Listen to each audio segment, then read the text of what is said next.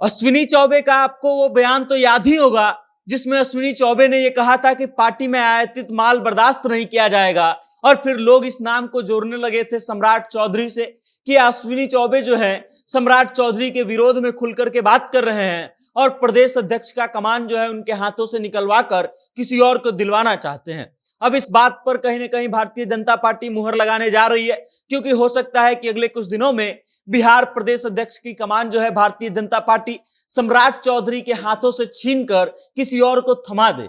इसके कई कारण हैं, दो तीन मुख्य कारण ये है जो है वो हम आपको बताएंगे और उसके बाद बताएंगे कि कौन व्यक्ति हो सकता है जिसको भारतीय जनता पार्टी बिहार में अपना प्रदेश अध्यक्ष का पद दे सकती है और उसके पीछे का कारण क्या हो सकता है। इन सभी बातों पर हम विस्तार से चर्चा करेंगे, लेकिन उससे पहले नमस्कार, मेरा नाम वेद प्रकाश है, आप जनता जंक्शन देख रहे हैं और कैमरे के पीछे हैं विशाल। सबसे पहला कारण जो है सम्राट चौधरी को हटाने का वो ये है कि भारतीय जनता पार्टी एक व्यक्ति एक पद की बात करती है और ऐसे में सम्राट चौधरी जो है दो दो पद संभाल रहे हैं। वर्तमान में वो बिहार के उप मुख्यमंत्री भी हैं और फिर भारतीय जनता पार्टी के प्रदेश अध्यक्ष के पद पर भी हैं। ऐसे में भारतीय जनता पार्टी इस बात की ओर अग्रसर है कि उनको जल्दी ही प्रदेश अध्यक्ष पद से हटा दिया जाएगा और फिर किसी नए चेहरे को मौका दिया जाएगा।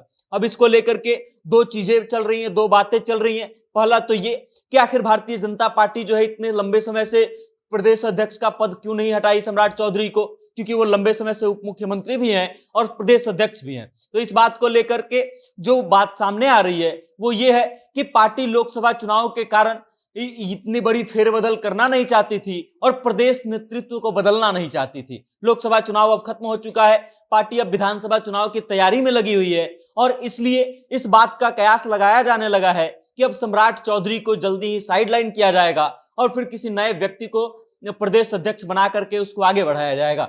दूसरा कारण जो है सम्राट चौधरी को हटाने का वो ये है कि भारतीय जनता पार्टी को लोकसभा चुनाव में सम्राट चौधरी वोट प्रतिशत का कुछ खास फायदा नहीं दिला पाए। इनफैक्ट सम्राट चौधरी के आ जाने के बाद भारतीय जनता पार्टी का ये जो हाल है, ये लोकसभा चुनाव में जो रिजल्ट आया है, ये पिछले 10 सालों में सबसे खराब प्रदर्शन रहा है। मतलब ये कि सम्राट चौधरी के आने से भारतीय जनता पार्टी को कोई फायदा नहीं हुआ बल्कि उल्टा नुकसान हो गया। एक तरफ जहां कुशवाहा वोटरों को माना जाता था कि एनडीए के कोर वोटर हैं, उन लोगों के वोट बैंक में लालू प्रसाद यादव ने सेंधमारी कर दी और फिर कुशवाहा वोटर जो है छिटक करके बाहर चले गए। मतलब ये कि जिस कुशवाहा वोट बैंक को साधने के लिए भारतीय जनता पार्टी ने सम्राट चौधरी को नेतृत्व थमाया था, वो सम्राट चौधरी उस कुशवाहा वोट बैंक को साधने में विफल रहे और ये भी एक बड़ा कारण है जिसके कारण सम्राट चौधरी को पदमुक्त किया जा सकता है और उनकी जगह पे किसी नए व्यक्ति को कमान थमाया जा सकता है। अब इस बात को आप समझिए कि कौन कौन व्यक्ति हैं जो इस रेस में सबसे आगे चल रहे हैं। 3 व्यक्तियों का नाम जो है सबसे आगे चल रहा है। पहला नाम है संजीव चौरसिया। संजीव चौरसिया दीघा से 2 बार के विधायक हैं। 2015 से लगातार वो चुनाव जीत करके आ रहे हैं। उनके पिता जो हैं वो बिहार बीजेपी के फाउंडिंग मेंबर रह चुके हैं और संजीव चौरसिया का संघ से काफी गहरा ताल्लुकात है, इसलिए यह माना जा रहा है कि संजीव चौरसिया जो है सबसे आगे चल रहे हैं इस रेस में। अब देखना यह दिलचस्प होगा कि संजीव चौरसिया आ पाते हैं या फिर कोई और आएगा। दूसरा जो नाम चल रहा है वो जनक राम का चल रहा है। जनक राम भारतीय जनता पार्टी में एक दलित चेहरा के रूप में उभर रहे हैं और इस कारण से भारतीय जनता पार्टी ये प्रयास में लगी हुई है कि इस बार दलित चेहरा को मौका दिया जाए, क्योंकि पार्टी हर जगह इस बात का प्रयास कर रही है कि अगड़ा पिछड़ा वाला राजनीति किया जाए और ऐसे में किसी दलित चेहरा को अगर भारतीय जनता पार्टी प्रदेश अध्यक्ष का कमान सौंपती है, मौका देती है, तो दलित वोट बैंक को बढ़ाने में फायदा मिल सकता है। तीसरा नाम जो चल रहा है वो राजेंद्र गुप्ता का चल रहा है। राजेंद्र गुप्ता युवा भी हैं और अग्रेसिव नेता है, इसलिए उनका नाम सबसे आगे चल रहा है। इन तीनों नेताओं का नाम बिहार के प्रदेश अध्यक्ष पद के लिए सबसे आगे चल रहा है। लेकिन एक और थ्योरी है जो अघोषित रूप से राजनीतिक गलियारों में चल रही है और वो थ्योरी ये है कि सम्राट चौधरी इस पद से हटना नहीं चाहते हैं। सम्राट चौधरी चाहते हैं कि वो बिहार के प्रदेश अध्यक्ष पद पर बने रहे, भारतीय जनता पार्टी के प्रदेश अध्यक्ष पद पर। और इसके पीछे का जो कारण है